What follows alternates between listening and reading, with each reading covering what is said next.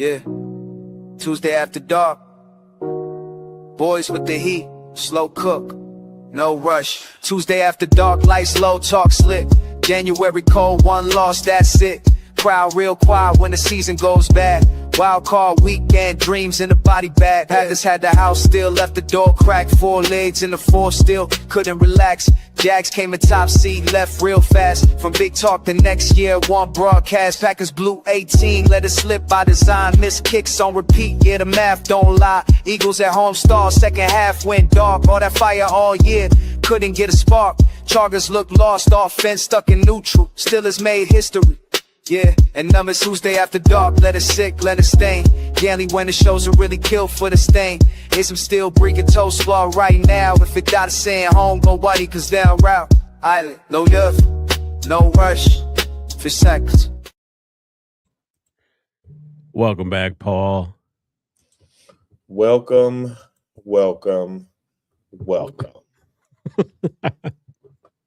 How are you doing, my friend? How am I doing? Yeah, I would love to know. Oh, okay. Here's the thing. My dad messages me. He lives in the UP, so he messages me, diehard Packer fan. Right. Messages me, we're beating the Bears. But my dad is one of those people he's always never 100% confident that your team is going to win the game, which I think a lot of fans need to learn after watching the Bears. Even as a Bears fan, all year. You probably don't shut the TV off even if you're up by 2 scores, and don't shut the TV off if you're down by, what is it, 3.5, almost 4 scores. So it's 21-3. I said, keep doing what they're doing, and whatever, the Bears are going to make a run. It's not just going to be this letdown. It's bound to happen. Thing. Yeah. And plus the Bears have been a second half team the entire season. All year. Once it got to 21-9, I looked at Mandy and I just looked at the play calls and I'm just like, what's happening? We're gonna lose this football. And it was 21-9. Like, it's 12 points. And I'm like, hey, that fourth quarter, man. What can you say? 25 points. Yeah. In the fourth quarter is a diabolical way to go out. I guess he couldn't have planned it up any better, right? And to say outside of every game outside of last night, every game was decided by literally one score. Every single game. Yeah. There was no, outside of Houston just beating the brakes off of Pittsburgh, nobody just, you guys had the opportunity to blow us out. But you were 21 points in the first half and 6 points in the second half. And McManus has to be let go. There's no possible way that he stays on the team past this offseason. There's nothing that you could tell me. I saw this video of this guy last year that he was saying McManus only had missed 1 field goal or extra point all year, yada, yada, yada. And then fast forwarding to this year, probably one of the worst kickers in the league.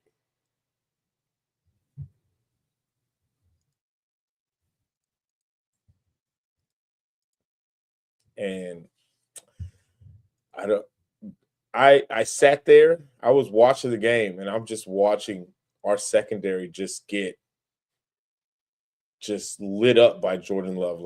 Everything. It was like he was just having his way. I'm not going to lie, Jordan Love, this isn't completely on Jordan Love. I will say that.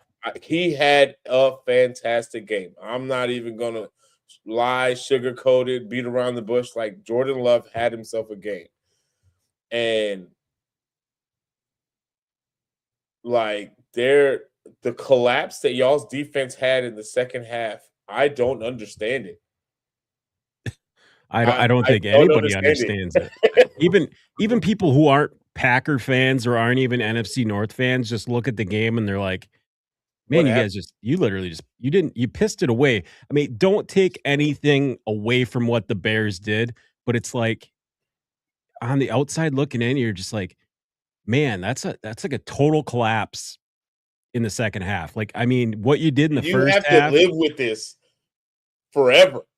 Well, yeah, you got to even next season, it's still going to sting. Even the next time they play the Bears, it's going to be in the back of Gonna your mind. sit Even there if in you the have back a of your brain. lead, yeah, you have a lead against Chicago, and you're going to be Right. like, this is like the These jokers Patrick will come back. Mahomes thing. This is what the Bills fans, everybody who played Patrick Mahomes probably feels, Paul. This is PTSD Yeah, for Buffalo Bills. because it's happened twice now against the Bears. It's happened twice. And it's So like you would think, right? Because in week 14, it almost happened the first time, right? yeah, Then in week 16, it did happen. it did happen. Yeah. And then you would think it's like 21-3 is a big lead. That's a very big lead. You know what I'm saying? It's 18 points. Right, the NFL, that's almost insurmountable in the fourth quarter. It's making it up in 3 quarters, very doable. Yeah. But going 21-3, 21-6, 21-9 into the fourth quarter almost seems like there might be a chance. But it's not like it's almost unrealistic. And then the thing that kind of when I was watching it, I got to the floor because I get nervous when the game's not going my way. I'll go to the floor like a child. And I started watching the game, and then I get to halftime going 21-3, and I just muted it, and I just turned around and laid on the floor, and I was just scrolling on TikTok, watching everybody just talk so much crap, like the Bears are frauds, yada, yada, yada, this and this and that. And then Olivia comes in the room. She's like, "Hey, Daddy." And I immediately say, "Get out." I hear you. I mean, and it was like, because it's like I'm just in this headspace. And then they score their field goal, but it's like they start to stop Jordan Love. Like they're doing 3 and outs, and they're not able to get, hit. McManus missing the field goal in the second quarter, going into halftime. I was like, okay, cool. 3 and outs. Then we score. We do our field goals, and we score a touchdown, and we get it within striking distance. But then when Matthew Golden got his touchdown, I was like, oh, crap, it's over. Like, they done found a way to score. McManus missed the extra point. I'm like, wait a minute. Hold up. We score. Zacchaeus gets his touchdown. Copeland gets the 2-point conversion. We're down by 3. I'm sitting here like, wait a minute. There's like 8 minutes left, and we're only down by 3.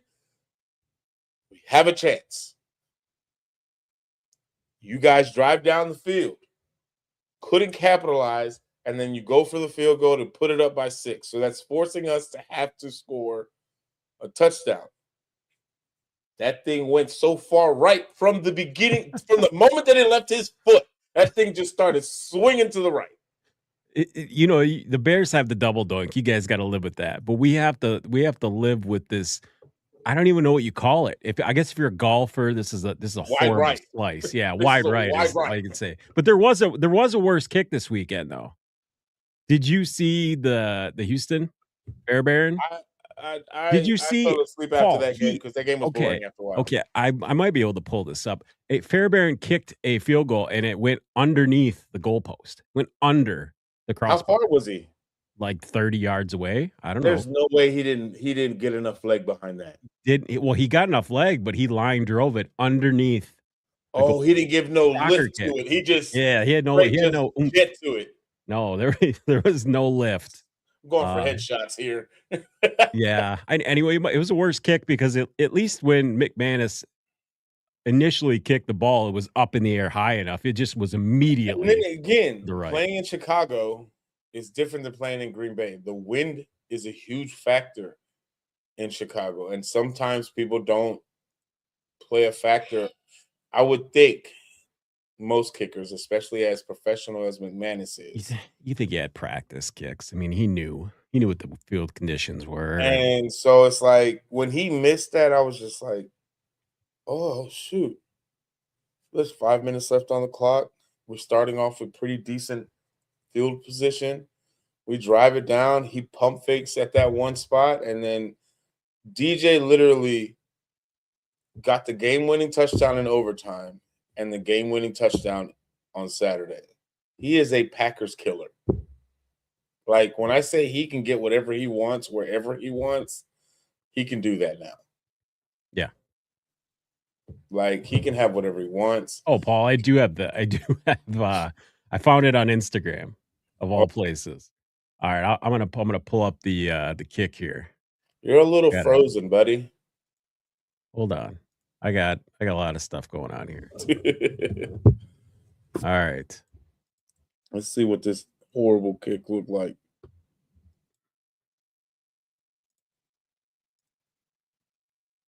All right. So do. How do you miss it that bad? He missed it underneath. Watch it. Like, that Underneath. was a rocket. You might as well have had somebody run a route to go grab it. Oh yeah. I don't even. Everybody's saying that the NFL should investigate that kick. They're like a professional kicker missing a kick like that is just weird. And apparently, it had something to do You with think the it's the ball? numbers. The ball, whatever the kicker, the shoes. I don't know. It wasn't a mental thing because I believe they were up pretty big at that point when he missed that. It Gambling. I don't know. Everybody's on this gambling fixed, BS They right now. need It's to let like, that go. yeah, I like to bring it up for fun, but anybody out there who actually thinks the NFL is rigged, Like that, no, like there's a lot of things that look suspect. I'm not gonna lie, but like right? certain things. Let's just be realistic. There's no way in hell he's purposely trying to just rocket a ball like that. No, matter of fact, that's embarrassing. That's Like really as a embarrassing. kicker, as one of the best kickers in the league, you're telling me this guy is just purposely just kicking a soccer ball out of this football. Yeah. He's not doing a penalty kick. Like he's trying to Yeah. get points on the board. Like let's.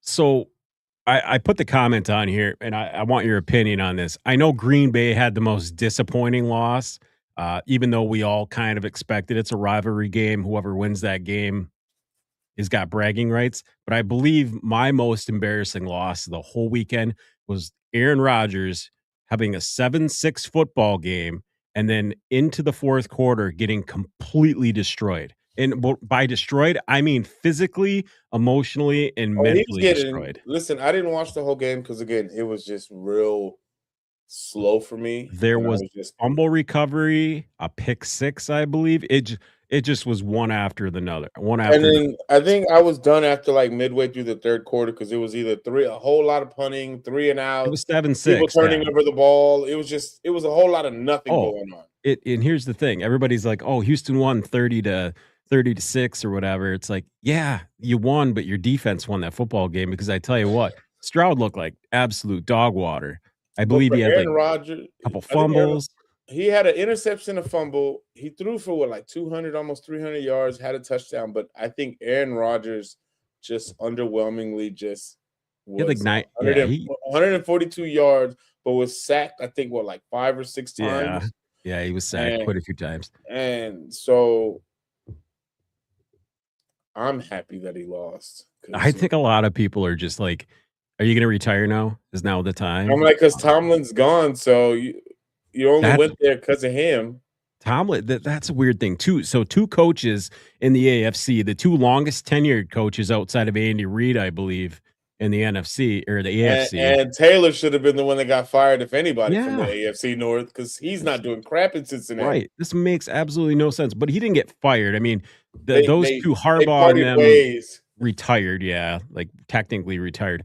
I think Harbaugh but might end up joining his brother there over in for the well, Chargers. We'll the see. 2 last things I heard about them 2, with Harbaugh said that the job that intrigues him the most is the New York Giants job, Really? which would make sense. Young talent, maybe, I guess. Right. And then 2, for Pittsburgh, they said even though he stepped down, they're gonna keep the rights to him just in case they pull a Sean Payton and trade him. Really? That's Interesting. what Pittsburgh is saying. So I don't think this is going to be the last time we see Tomlin on the sideline. He may not be here this year, this next season, but I feel like in the next 2 to 3 seasons, somebody's going to put a bid in, just like how they did Sean Payton, and they'll make a trade for Tomlin, which it's kind of still weird to say because it's not the most common thing you see in any sports where a A head coach, coach a head coach to gets have the rights taken. Yeah. and Um, traded for picks or players or whatever the case may be. So that'll be interesting to see how that unfolds for Pittsburgh. But you don't have a quarterback, you don't have a no. head coach. Your OC is probably going to get a head coaching job somewhere else. Arthur Smith is probably walking. Like you're in shambles at this point. You don't have a top 15 pick. You're going to have, I think your pick is probably going to be between 16 and 18, maybe 19. And so it's like all the good quarterbacks are probably going to be gone by then. So you're going to have to deal with what's left. So Yeah. Pittsburgh is in for some shit. Yeah, you're not kidding right there. Uh, Yeah. Pittsburgh's going to end up having to probably trade for capital and try to get more picks, maybe pick somebody up in the second round. They're going to get a second tier guy no matter what anyway. So it It's is what it is with and them, that's I not guess. always saying that it's going to be a bad thing if you get like a second No. round quarterback, but it's just like ultimately, if you're moving on from Rodgers and Tomlin and you're a new head coach, you'd want to pick somebody that you're going to be comfortable with for the next 3 to 4 years, maybe even 5, depending on how that contract looks. But it's like, it's going to be interesting. Or maybe somehow, some way, whoever picks up that Pittsburgh job finds a way to trade for Shador Sanders. I don't know. But I think it's interesting. These jobs that are open are going to be interesting. What do you think is going to happen with LaFleur? Rumor has it, I mean, this is going around Green Bay, and I believe it's all over ESPN now too. Green Bay, looking at all the coaches that are available, looking at the plethora of people being fired, looking around the NFL, gauging it. Uh, their best option, more than likely, is to keep LaFleur, um, re-sign him to an extension. We know that our defensive coordinator Halfley is going to get looks by other NFL teams. He's got 4 or 5 Do interviews you think he stays? scheduled. Yeah, if he stays, I can imagine that LaFleur is definitely probably staying. I'm going to say that's like with 80% confidence he's staying Yeah, in Green Bay. He'll get another 3 years. So he'll have a 4-year deal. He'll probably have stipulations into making the playoffs, yada yada. Making moves, how many right, wins per right. season? I mean, there's going to be things built in. Obviously, after 7 years, you have to it's either show your hand or fold at some point. And Green Bay With just him in looks the at all the realms, teams. what's the farthest that y'all have gone? Is it an NFC title I game with believe him, or I is it believe they just went to an divisional? NFC title game and lost. That's as far as I believe the Packers have made it, and that was with Rodgers. And that's with Um, LaFleur, right? yeah, I think that was that was might have been early in his career too. That might have been like 5, 6 years ago. Um, But since Love has been in at the realm, the divisional is as far as y'all gotten because that yeah, one win against the Cowboys. Well, I'm not expecting much next week. I think the most surprising game for me out of all the games. first 2 seasons he went to the championship game with Aaron Rodgers. That was back Okay. in 2000, the 20 and 21 season, I believe. A 19 season. I don't know. Well, he Something hasn't like been able something to like do that. it yet It's since been it's been Rodgers like left. 5 years, yeah. No, it wasn't Jordan Love. I mean, the thing is, unfortunately, this game, the loss wasn't on Love's shoulders. Like you can, That's going to be on his statistics. yeah. I mean, it's on the statistics, but it's like this is on the entire offensive line. Like got blown up in the second half of this game, and like whatever Al Harris and the Chicago Bears came up with defensively, like They did it, some type. it The adjustments were funky to whatever. me. I wasn't happy about some of them. No, but they figured out that if they take away the outside, they took away the tight end option and put a little bit of pressure on the edge, that Jordan Love is going to have to make that really quick decision. And he was waiting for the ball to go downfield almost every time in the second half. So anytime there was pressure, he hurried up and he checked down or he threw it away. And And this is that's the crazy Chicago thing. I figured don't it out. at outside of the one touchdown. I don't think even Watson was that big of an issue No. for us. It was In that Dobbs last and play of the Reed. game, he was wide open for at about the 9-yard line, I believe it was, with about 26 seconds left, and then but Jordan Love got pressured, and I think he threw it away. But yeah, Reed and Dobbs were our issue. Jacobs was okay, but he wasn't that big of a. Y'all's run game was, Yeah, it was mediocre. Yeah. but neither was ours. Our run game was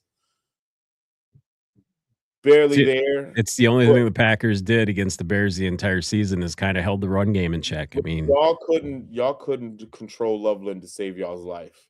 no. Loveland Well, was all over the place. I think moving forward now that the tape is out on him, it's gonna make it a lot easier for Caleb Williams to look around the field and be like, "Okay, well, now I've got a safety eyeballing my freaking tight end coming off the edge, and they know that a DB is either gonna have to cover him tight, man to man, or a 'Cause linebacker I'm is not gonna be not able gonna to be keep able to up. cover him. He's gonna have to he can rub him, but he's definitely not gonna be able to cover him. No, So he's you gonna have be to able to beat him if he cuts him on a slot. It's a wrap. and I don't even think a safety would be good enough. You're gonna have to put a decent And corner and this is the crazy over thing. the Even top, if you do nickel. that, it still leaves open. You still have Rome, you still have Burden, and you still have DJ. So it's like you could, and even commit every now and then. And Swift and Monunga can Swift out catch of the from the backfield. backfield. Well, that there's nothing saying that you can't go, play action too, and you hand off that RPO out of Yeah, play action, because and between Swift and Monunga, like that's our offense is pretty set in the sense of it works. We have a system, we have a rhythm. It's just we need to. I just feel like it would. I wish it wouldn't take so long some games for it to take off. Like you have moments like how we played in you guys. It took us till the second half, damn near the fourth quarter, to start humming. But then versus San Francisco, we were play for play. Like we was keeping up with them. It's just I just are want to we find that middle. are we more confident that the Denver Broncos are gonna be able to make it to the AFC Championship, or the Seattle Seahawks are gonna be able to make it to the NFC Championship? I That's think a the Seahawks It's gonna have be a hard for them to beat them 3 well, this hard to beat them again because they're 1-1 against each other. I believe San right. Francisco won the So first it's game. basically us all over again, but on the other side of the map. Well, right. I mean, But who is it again? It's going to be is San Francisco gets its clap back in Seattle because Seattle last beat them in San Francisco. So do they get their revenge yeah. But in well, you said Seattle? I don't have that much faith in Sam Darnold when it comes to the playoffs, right? Charles would say, "Playoffs? Thi- This Playoffs?" this is where it's going to come down to see what kind of quarterback Sam Darnold is, what people thought he was going to be versus what he has been. Well, right. You remember what happened last year with Minnesota Right. in the The playoffs. 2 games in a row. The Yeah. game before and then the first game into the playoffs. He froze like deer in the headlights. So I this got is a different question. now. You're the number 1 seed, Yeah. you're at home, and you're playing your division rival for a shot at the NFC championship game. I think they have the number 6 total defense in the NFL, but the number 1 scoring defense in the NFL. But Their they defense did is crazy. their defense is good, but they played like a, I guess a middle of the pack schedule, and San Francisco played a little bit tougher schedule, but either way, head to head, it was the both of them games are really close. I mean, outside of, San Francisco not being able to move the ball in the second half. It's Uh, going to be interesting to see, especially because Purdy doesn't have Kittle anymore because he tore his Achilles. So right. that Um, safety blanket is gone. it's So true, now but I mean, CMC still being you there. still got CMC, you still got Juwan Jennings. I don't Pearsall, if he's healthy, it works. But The other one, any rumor on that Stafford is injured? I heard rumors that he they was said it's his index finger on his throwing hand is okay. So sprained a little. he's got a But boo I'm boo on the not. throwing hand. I don't think that's. This is Stafford we're talking about. Even though when he was in Detroit, the Yeah, man he was tough. He's if he doesn't play because of a sprained finger, then you got to give more props to Justin Herbert for playing with a broken hand. Granted, right. it was his non-throwing hand, and this is his index finger on his throwing hand. But I'm like, in comparison, Justin Herbert has played through some crazy injuries throughout the years Oh and yeah, still played, which makes no sense. But I don't think it's gonna keep him out the game. Will it be a factor? Because again, if it's sprained ever so slightly and he hits another helmet at any point in that game, that's going to be painful. And then again, we all know we're all old. Yeah. Bones and cold weather don't mix well together. No, and it's supposed to chill out. It's going to be -8. It's supposed to be -8 degrees. So tell me something right now. You saw, the wind is supposed to be a factor too, which might be in the Bears' benefit with the run game. Here's the thing, Paul. I did read a thing. I think I sent it to you guys in the chat about Matthew Stafford's record in the last year. You said it was 5-7. Yeah, outdoors. Yeah, with the temperature below zero, even going back to even when he played with Detroit, I believe he has a losing record. Yeah, because again, you're playing because at least outside of the 4 home games that you're playing against, or the 3 home games that you're playing against us, right? Yeah, you're playing Minnesota, Green Bay, and Chicago in Ford Field. Well, not only that, but then you also got Minnesota that's also indoors. Yeah, so but when they lost in Carolina, right? Correct? In Carolina. Yes, they lost in Carolina. It's not just the temperature in the outdoors. It is also the fact the grass field, the real grass field. Just the weather in general can affect everything. And again, if you're injured, and again, he's 37, 38 years old. Injuries look and feel different going into your 40s than they do when you were in your 20s. Oh, yeah. In Chicago is a much younger team, capable of recovering from any kind of aches and bruises to a lot quicker than a team that's a few hits on him can affect him. And again, you got to catch Caleb. He's not easy to catch. No, we found that out. He's not the easiest person to catch. Stafford is mobile, but he's not as mobile. He's not as Speaking of mobility problems, Paul, I know you hate Aaron Rodgers. That man can't run to save his life. But watching him try to get away from Hunter last night was sad. Let's just say it was sad. It's time for him to walk away.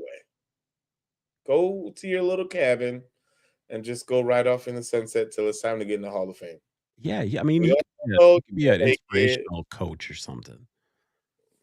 Don't coach anybody. Yeah. I say one thing, though. If it does come down to a kicking game, Chicago has the advantage by I'll give Chicago an A- for the kicking game. Santos is used to this weather. He kicks here majority of the time, so he's used to it. Yeah. And these LA boys, this cold. Listen, because somebody said, well, they did all right in Philly. Philly weather is not Chicago weather. It's not the same kind of cold. They did all right. Okay, let's be honest. I love you, Mike.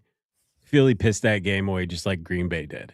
I mean, they had them and they let them go down the field. I was so hoping we were going to get Philadelphia. I was so hoping to. This is the thing. It is no disrespect to Mike and no disrespect to the Super Bowl champion Eagles. No, but you want to beat the. But this is the thing, though. We've already beat you in Philly, right? Pretty good. Chicago now. And I know I can hear Mike telling me that I'm fucking crazy. I could just hear it. But this, again, it's no disrespect. However,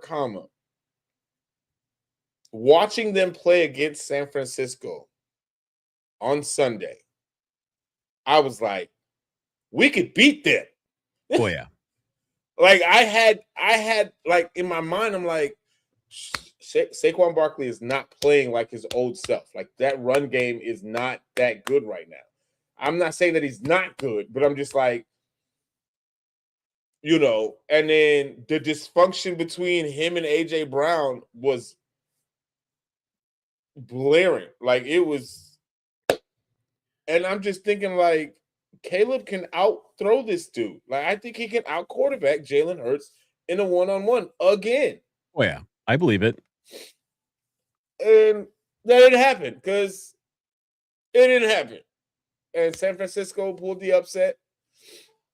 And now we got stuck with the Rams, which I want to say we have a chance.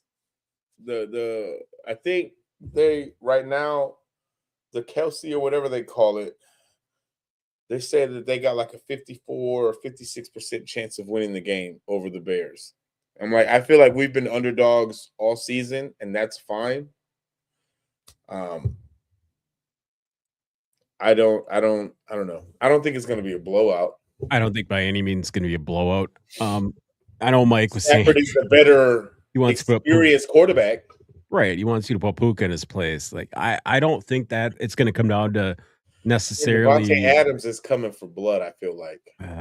I don't know. You know, he doesn't like us. I know he doesn't like you. It's like it's such a weird thing for a guy that's literally at the end of his career to like have such a vile hatred for a team that he was only good when he had Aaron Rodgers throwing him the football. I mean, the other end of it is, it's not Green Bay anymore, And this ain't it's a the completely Chicago different Bears. rivalry for you. It's not the same Chicago Bears. Of course not. No. So I think the most disappointing game that I watched was, I guess, the Jaguars losing the way that they did on that last minute interception. I didn't expect that. And then the score was not like what I thought it was going to be. I thought Jags were going to have at least 2-3 touchdowns on them. And the defense didn't show up for Jacksonville like we thought it would. And I think that was the more disappointing game out of all of them. Now, the Patriots beating the Chargers, that score was horrendous. We kind of called that game, though. We kind of said the Patriots defense. I didn't expect Drake May to play that bad. That's what I'm saying. We expected at least a gap. Yeah. But it was not. And it was just, I don't know. And then the Carolina Rams game, that kind of surprised me in a sense of I didn't expect Carolina to keep up with LA the way they did offensively. And yeah, I thought Carolina would just be happy to make the playoffs. But they definitely showed that they wanted to be there, and that if they're able to pick up off of what they did this season going into next year, I'm like, they can add maybe 2, maybe 3 more wins and walk away with like 11, maybe 10, 11 wins. Yeah, they're a starting pass rusher and another offensive weapon, maybe another tight end or something, somebody off the edge. They're right there. They're right there, taking that division and making making them feel like at least a 1-win playoff team. Yeah, and can be an upset at any point too. So because they did a lot of good things this season, and the fact that again you beat LA in Carolina in the regular season. Like, you beat them already, and this is the MVP front runner. And then you gave them to the end of the game. Like, you just didn't just lay there. Like, y'all really fought to try to win this game. And so I applaud Carolina for what they did. I don't think that Tampa Bay could have did that. I think if Tampa Bay was in Carolina's spot, I think Tampa Bay probably would have got their ass beat. Right. I think Tampa Bay was that.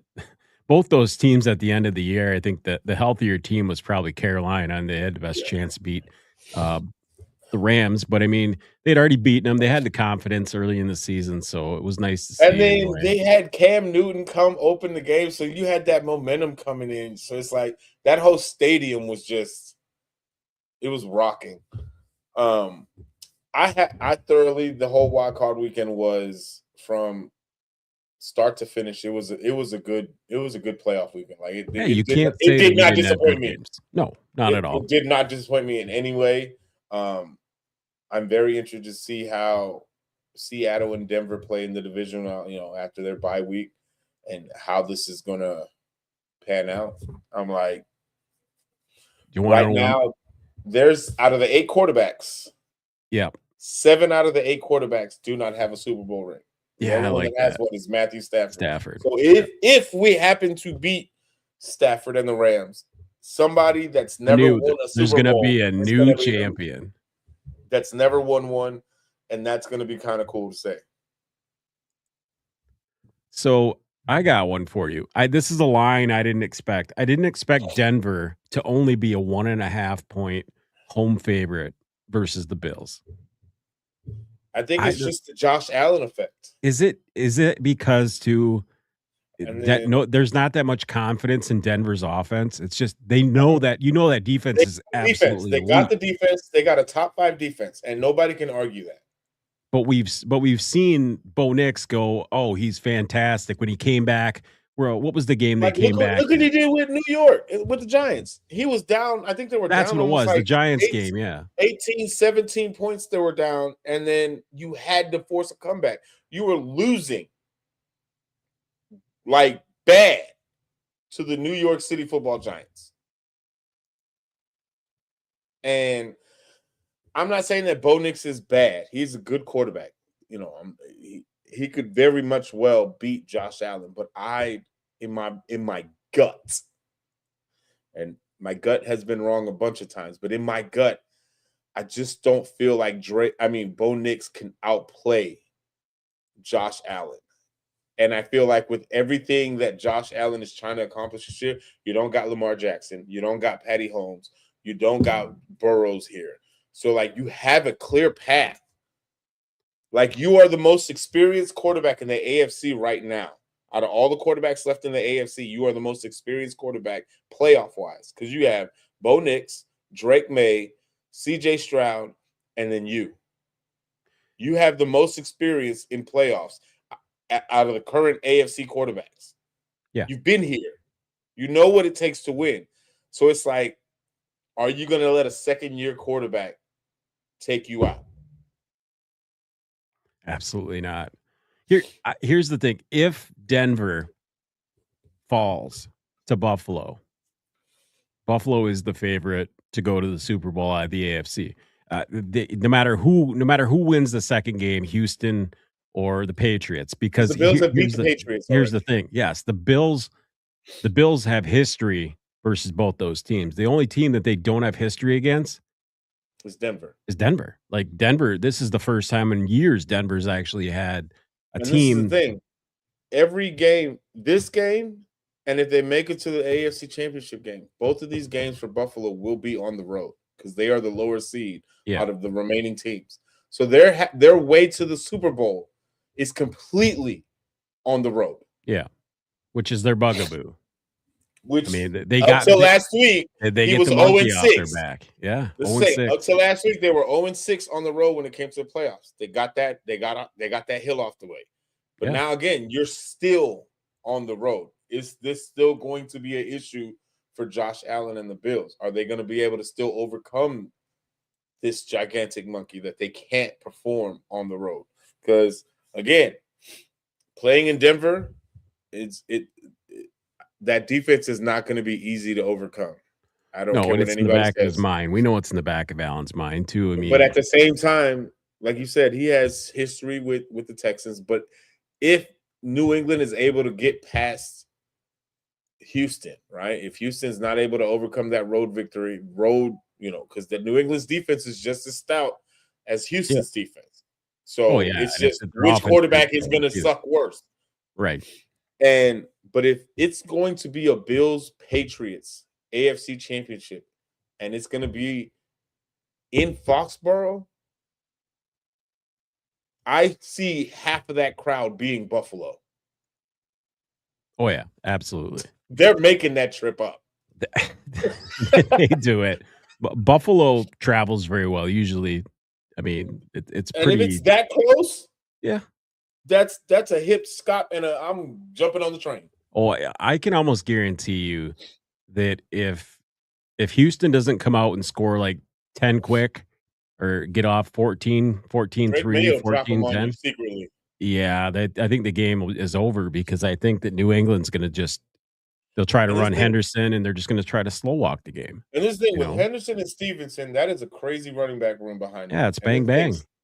And then Stevenson is a rookie busting his tail out here. Well, Henderson's the rookie. Right? Yeah. Right. And then you got Diggs, you got Hunter.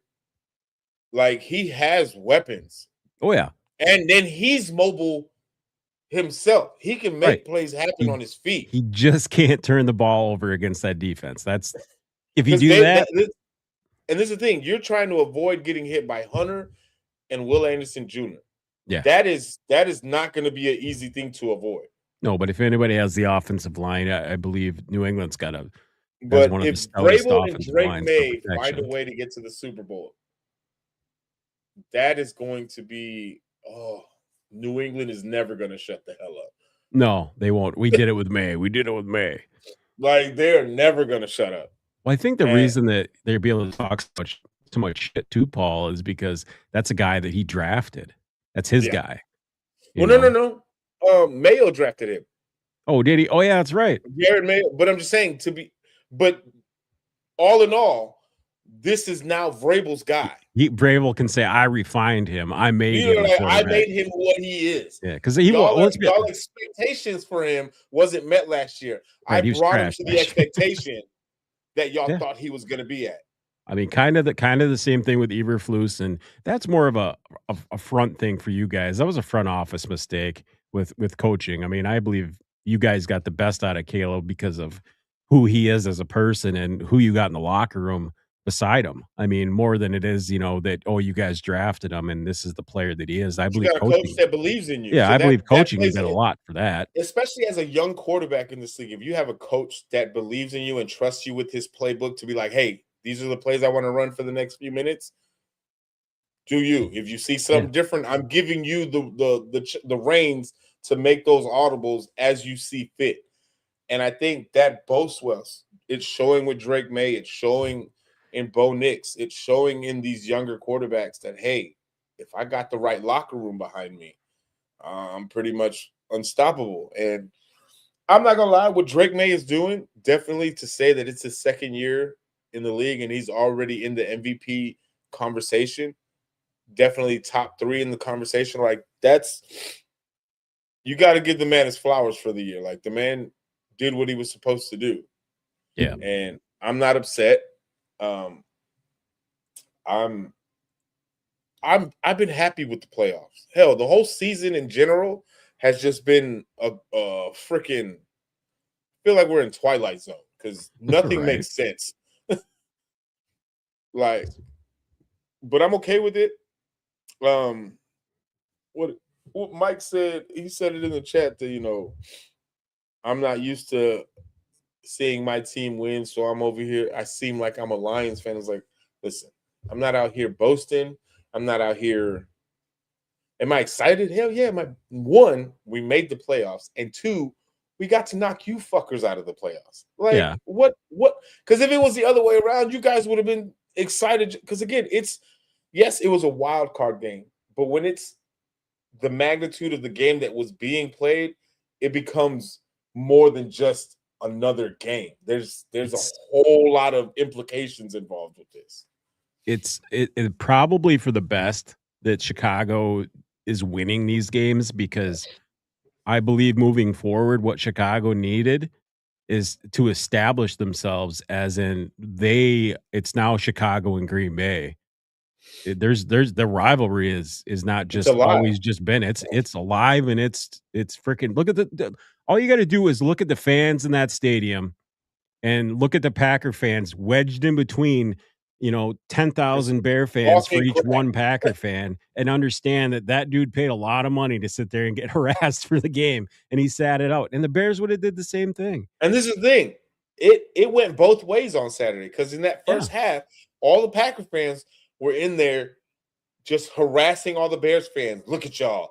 Yeah. Y'all are a joke, yada, yada, yada. And then came fourth quarter, the roles got reversed real fast. It's such a weird, the Bear Packer thing is such a weird rivalry, because there are Bear fans up here, and shout out Dan, and they will ride to a lot of time those Bear fans will go to the Packer game in the same vehicle as the the Bears and the Packer fans are together, and they'll each give each other crap no matter what off the game. Anything that happens in there. I believe that would be us, me, you, and Charles. We'd probably. Oh yeah, I would love to go to a Bear. I would love to go to Soldier Field before they either A, move it, or B, tear it down and build a new one. Yeah. I'm at this point. When people try to make fun of me, even after they say, well, y'all barely won, yada, yada, yada. And I'm like, there's nothing anybody can say on this earth that can take the joy that I have right now for this specific season. Because you're right. We haven't won. in a very long time. We haven't won a playoff game in 15 years. We haven't beat y'all in the playoffs since Pearl Harbor got hit from the Japs. So again, do the Bears have a lot to celebrate? You're damn right. So are we going to be a little bit obnoxious? Yes, rightfully so. And I expect them next Sunday. Like, what do you want from us? I expect the stadium to be just as loud, even though it's not the Packers. Everybody's like, "Oh, they're not playing the Packers, so they can't be any louder." You damn right they can be louder. They should be louder. Do you have any again? You guys have been waiting for this for 20 years. Like, we earned this. And we are going to soak every bit of this until it's over, whether it's over next week, over the week after that, or it's over in February. Because I'm like, again, Ben Johnson said this very well, and I feel like this is very true. To say that the Bears can't go on a 4-game win streak is ridiculous because we've done it twice. Yeah. Regardless of the teams, we've still gone on 2 4-game winning streaks. So who's to say we can't do it again? This time of the year, it's a lot of this is coaching, preparation, mentally get the players prepared for what's coming. And if you don't get them to buy in, if they think that talent alone is going to win it for them, a lot of college basketball teams go into March Madness. And guess what happens? There's 16 seeds, 1 seeds. They get knocked out. They may not get knocked out in the first round of the tournament, but they over cocky because they think because we're a top school, we're a top 5 school, top 5 seeding here. Who's going to take us out? And then here comes number 9 coming in out of nowhere and yank you out the bracket. Well, guess what? They're focused. They're ready. They're prepared. They're happy to be here, and they're trying to make sure that they get every second out of this bracket as much as they can out of it. And if that means they got to take out the 10 seed, the 2 seed, the 5 seed, whatever it takes to get to the top, it's different than Duke, North Carolina, Kentucky. Paul, you can cut this one because I got something for you right here. Whatever the hell, I'm going to say this right to the camera. Whatever the hell Ben Johnson said in that locker room at halftime to the Chicago Bears, you bet your ass you bottle that stuff up. Whatever the hell it is that he said, and you sell that shit to the rest of the team for the rest of the season into next year. The amount of Packer fans that got butthurt because he said that because they were talking about, oh, the former owner, bless her heart, rest in peace. She didn't like cussing. Listen, respectfully, we're in a different era, okay? We are in a different atmosphere. Ben Johnson is changing the culture that's been the same for 20, 30 years. These players are different. The front office is different. The coaching staff is different. Listen, either get with the program or be gone because Ben Johnson is single-handedly flipped the culture in Chicago Bears, in the city of Chicago, let alone in that organization, in that locker room. The city is behind Ben Johnson. And this is the thing. I don't care if you're a Bears fan from California, Texas, where I'm from, Florida, New York, it doesn't matter. Anybody that's a Bears fan and has been watching all year long, watching these cardiac Bears just put us through the ringer every single week. We are excited for what the hell is about to happen. And listen, like you said, everything he said, put it in a fucking bottle, label that shit, whatever you got to label it, and start passing it around to everybody in that organization. It's come Sunday, especially because we're the Sunday night game. Jesus Christ. Dude, you know why they're the Sunday night game, right? It's Stafford, and then it's the Bears. It's the biggest game. It's like the San Francisco-Seattle game is cool, but that's going to be on Saturday. But out of all the 4 games that are left, you can't tell me that you got your front-runner MVP and then one of the hottest teams this year. You're not going to put that as the last game or at least the night game. Well, it's Chicago, too. And even with Chicago, you're not – there's going to be a lot of eyeballs on that football game. Yeah. Los Angeles, Chicago, 2 of the biggest fan bases in the league. Yeah, definitely going to have the eyeballs there. Wait. No. Yeah, we're the night game. We're the night game on Sunday. We're literally the last game of the divisional series. It's 5:30, but that game's getting done at about 9 p.m. Yeah. it's the second game of the day. Yeah. So it's the prime time game of the night because it's no disrespect to the Patriots or the Texans, but we don't think that's going to be as exciting as what the Rams and the Bears are about to put on. I'm sorry, you can't convince me otherwise. You have the front runner MVP with an explosive offense, and then you got the Iceman Caleb Williams with an explosive offense. And it's like, all right, what is this going to look like?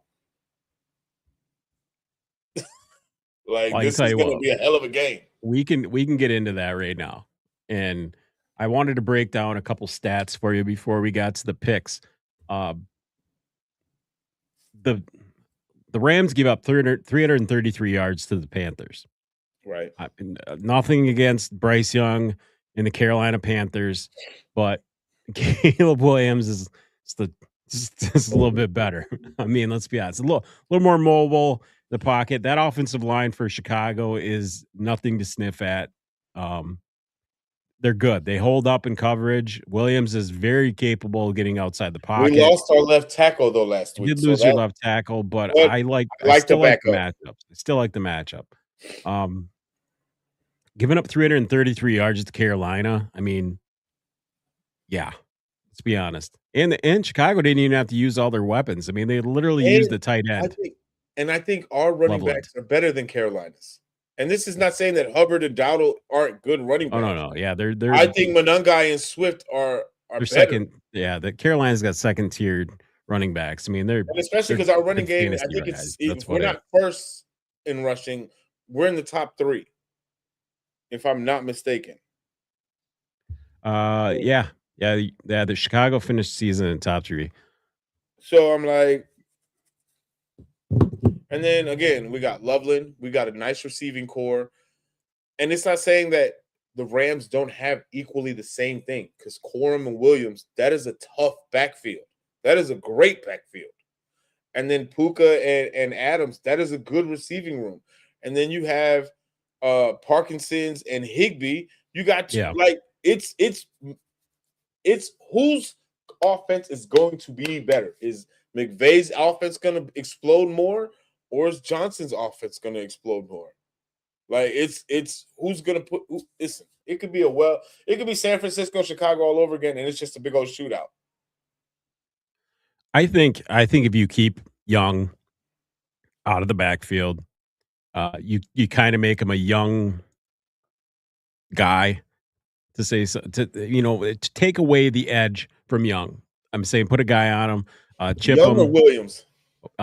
It's Byron Young, right? Oh, Byron Young, yeah. Yeah. That man My bad. I was trying to read it here and I said Young twice. So I was like, put Young. Byron Young is a very scary defensive player because he can move.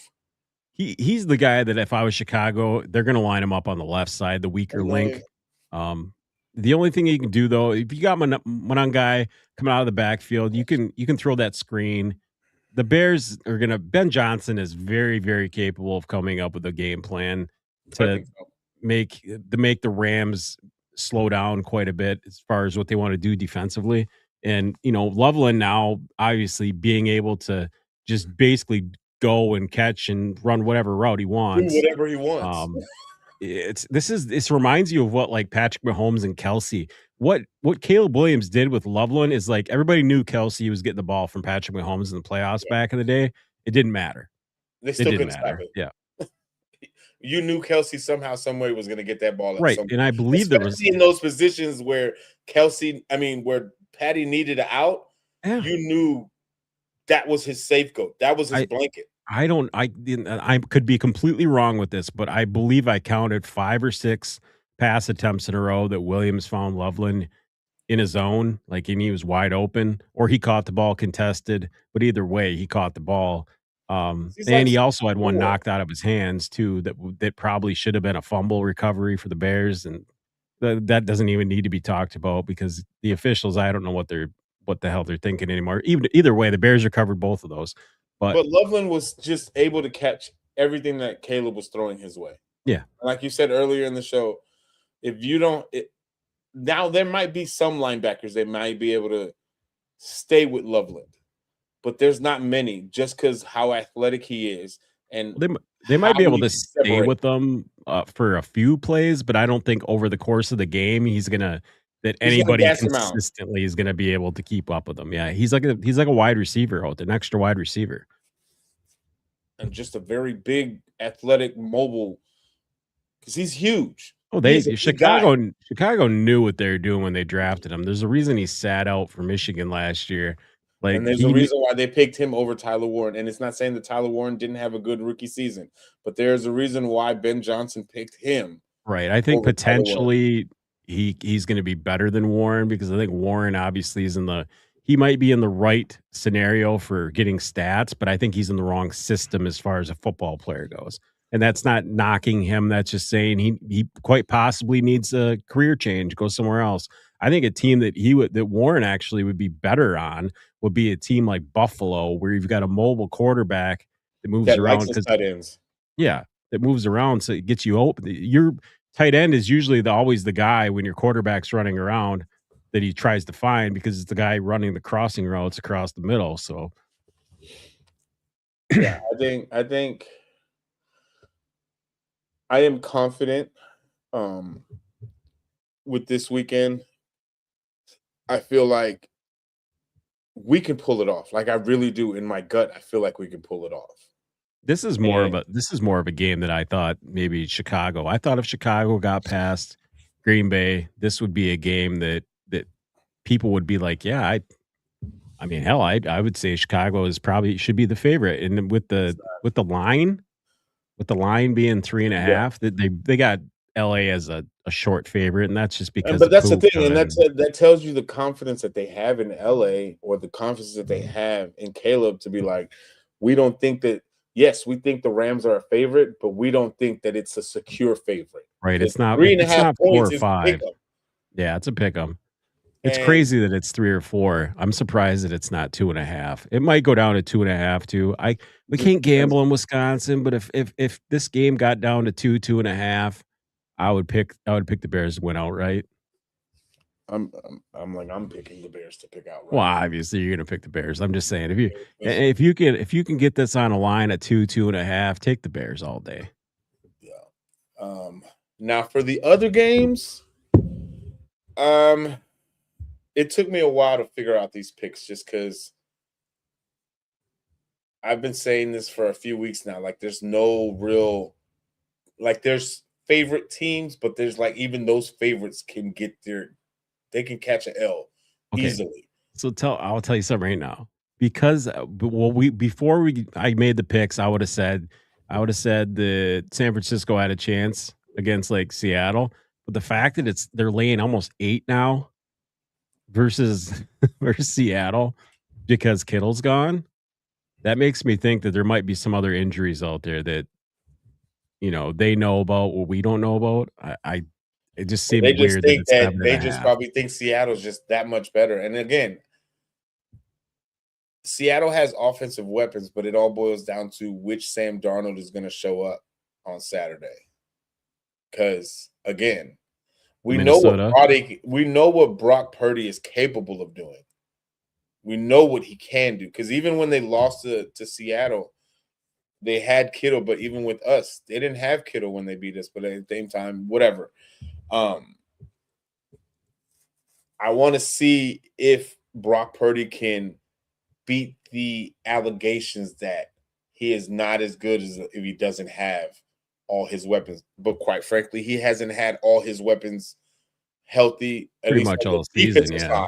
side. So San Francisco is basically built off of band-aids right now, Yeah. So it's going to be interesting to see as Seattle being the favorite in this game and how is San Francisco going to go into one of the loudest stadiums in the NFL in Seattle, and is Brock Purdy going to be able to do enough to sustain the loss of? So it's going to be interesting to see what version of Brock Purdy shows up. Now, I'm interested to see which Purdy's going to show up because, to be honest with you, I got more faith in Seattle defensively than I do in San Francisco offensively, and that might just be the reason why I'd pick San Francisco to probably not just lose this game, but probably Seattle to cover that 7.5 points, and that's a weird thing I would have not said if Kittle was probably playing. Um, I but like I part of me wants Seattle to win because I have a very good friend that is a huge Seattle fan. And I would love to go up to Seattle and maybe, possibly, just scare him a little bit. that's a crazy However, stadium to play in. right. Wow. However, if for some chance we're able to pull off a victory, which I think we can over the Rams, and somehow San Francisco is able to pull off an upset in Seattle, not only do we get to play one more playoff game, but the NFC Championship game is going to be in Chicago. That's why I want San Francisco to win, but something makes me think that Seattle is going to it somehow Sam Darnold is gonna just get the monkey off the back, the playoff monkey off his back, and win a I'm like, game. he won the NFC West. He was in the same scenario this year that he was last year, and it turned out different for him. Yeah. So maybe this time around he also gets this monkey off his back and finally get his first playoff win, and be the quarterback that everybody expected him to be coming out of college. And this just shows you that the New York Jets are one of the most dysfunctional, terrible, poverty franchises in the league. Yeah. And do not know how to use a quarterback correctly. I have Seattle winning. That's who my pick is. If that turns out that way, we will see on Saturday.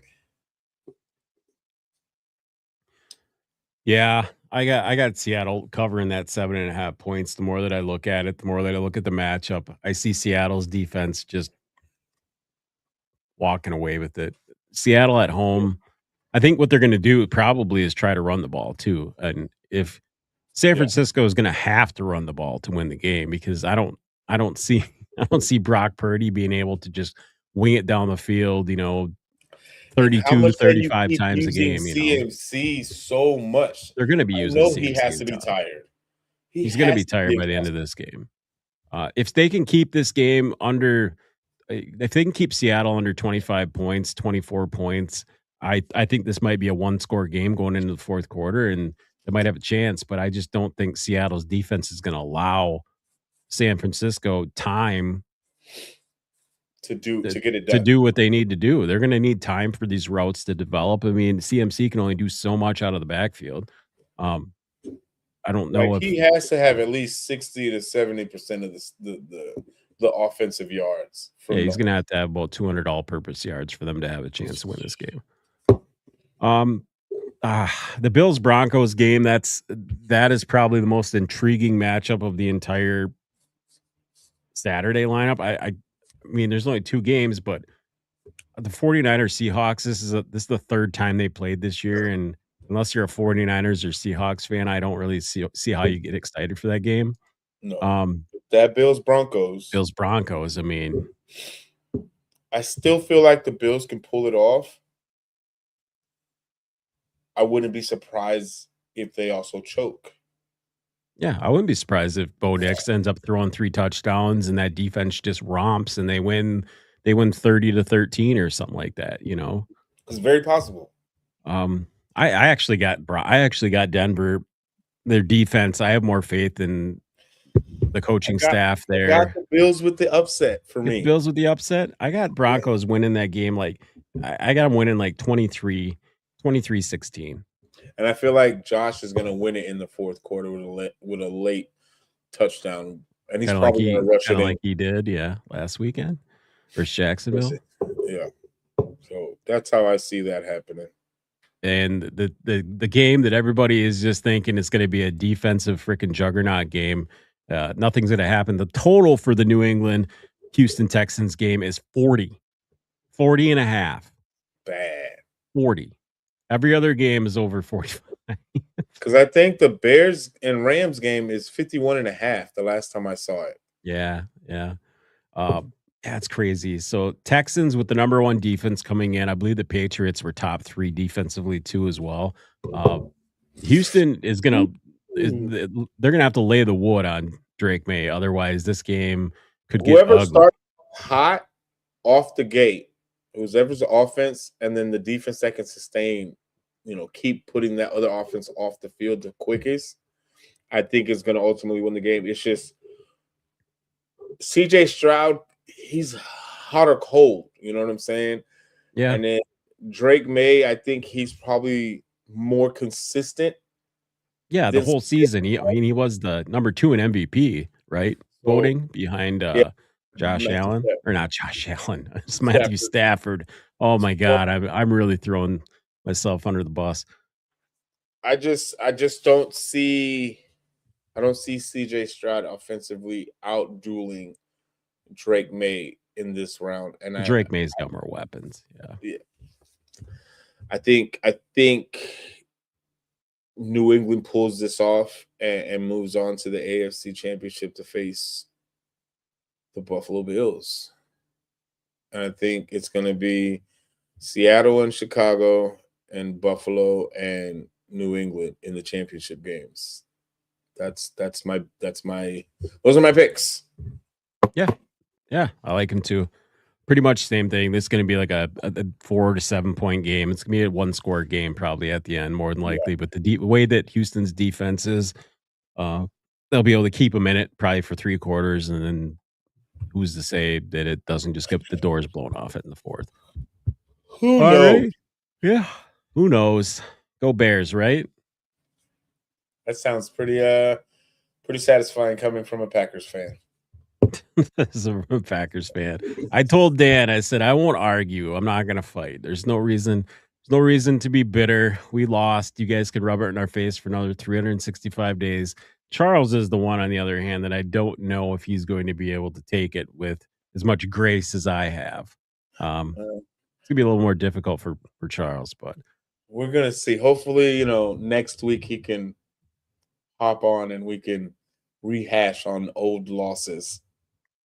Right. Yeah. Well, yeah, you can go through you should go through every single game of the season, and Charles will come up with a reason why the Packers blew it. Even in the game that they won, he's going to say they blew it. But like Charles says, Paul, the world is a much better place with you in it.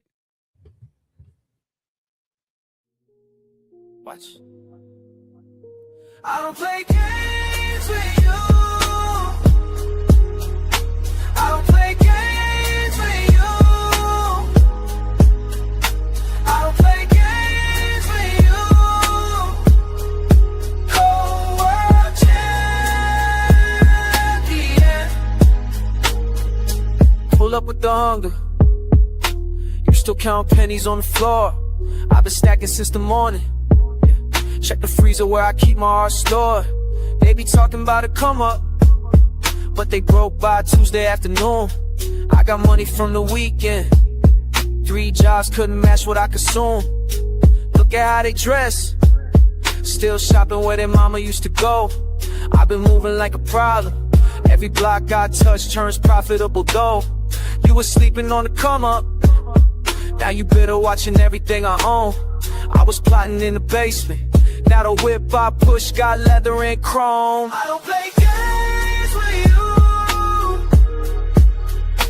I don't play games with you.